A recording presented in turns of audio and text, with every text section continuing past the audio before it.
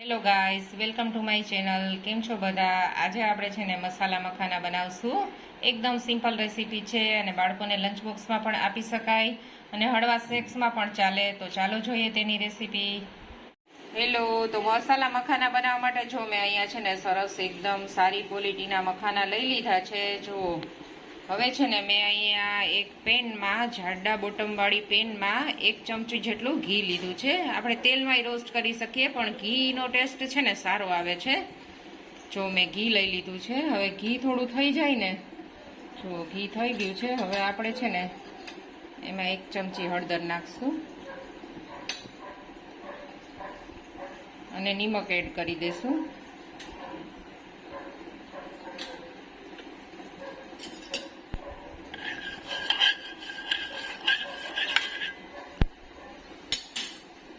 હવે આપણે છે ને એમાં મખાના એડ કરી દઈશું અને ગેસની ફ્લેમ છે ને સ્લો કરી દઈશું. આ આપણે છે ને સ્લો ફ્લેમ ઉપર જ આને રોસ્ટ કરવાના છે. આવી રીતે છે ને આને સરખી રીતે મિક્સ કરી લેશું અને સ્લો ફ્લેમ ઉપર છે ને આપણે 5 થી 10 મિનિટ આ રીતે હલાવતા રહેશું.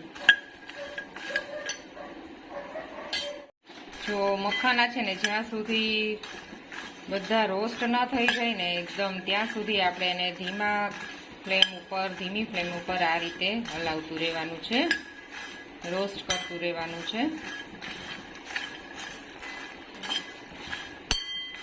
એકદમ મખાના ક્રિસ્પી થઈ જાય ને ત્યાં સુધી આપણે એને રોસ્ટ કરશું. જો આપણા મખાના છે ને ઓલમોસ્ટ આપણા રોસ્ટ થઈ ગયા છે. હવે આપણે છે ને એને વધારે સ્પાઇસી બનાવવા માટે છે ને પેરી પેરી મસાલો છે ને એડ કરી દઈશું. એડ કરી અને આને છે ને આપણે મિક્સ કરી લઈશું.